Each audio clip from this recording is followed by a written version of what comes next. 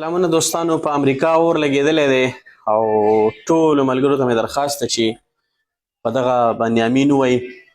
امریکا وسوځېده، امریکا تباه شوه، خو زمونږ دغه دعا ده چې پاک رب العالمینه په دې امریکا چې کوم اور لګېدلی دی که نه، یا رب العالمینه، یا پروردګاره، ای زمونږ ربه، ته پې د خپل قهر او د غضب د پیټرولو باران پې وکړې خدای پاکه، چې سم غرغنډه شي، چې نور هم غرغنډه شي. د مسلمانانو زړه دا به دې ته به سکون میلو شي. ټول پې امین ووایې. امریکا ځان ته سوپر پاور وایي. د دې نه دا معلومیږي چې ګوره کم سړی تکبر او غرور کوي که نه، نو ګوره مه کوئ. د الله رب العالمین پکړ ډېر سخت دی. یو ځل چې د رب العالمین په پکړ کې څوک راشي که نه، بیا ترې ځان خلاصولی نه شي. داسې اور لګېدلی دی که نه، داسې اور چې مړه هېڅ شی پې کار نه کوي.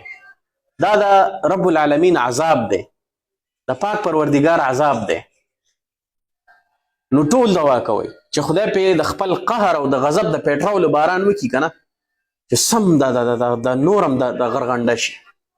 او د IMF قرضدارو تاسو خصوصي دعا کوئ چې دغه د قرضو د کاغذونه پکې هم وسوځي، چې دا قرضې هم ختمې شي، زموږ پاکستان به لږ ښه شي.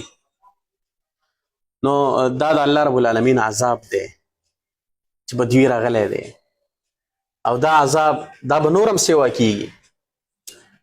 ځان ته سوپر پاور وایي، اوس د رب العالمین د عذاب نه، د الله رب العالمین د قهر نه، د هغې نه دې ځان بچ کي، نشي تې بچ کولی ځان. نو تکبر، غرور دا نه دی پکار، او ځان ته سوپر پاور ویل دا نه دی پکار.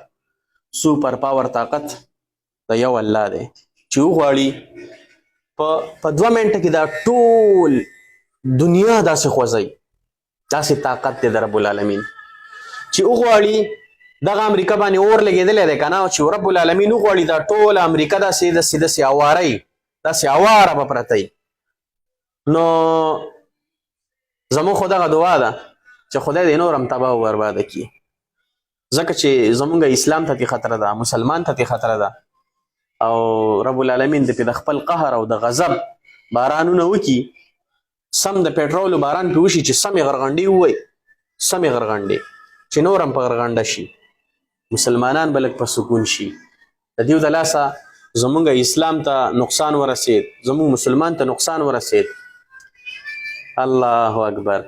بس زمونږ خو دغه دعا ده، او بس ټولو ملګرو ته هم درخواست ده چې بس کوئ ورته دغه د قهر او د عذاب باران پې خدای پاک وکړي، نو ډېر خوند به وکړي.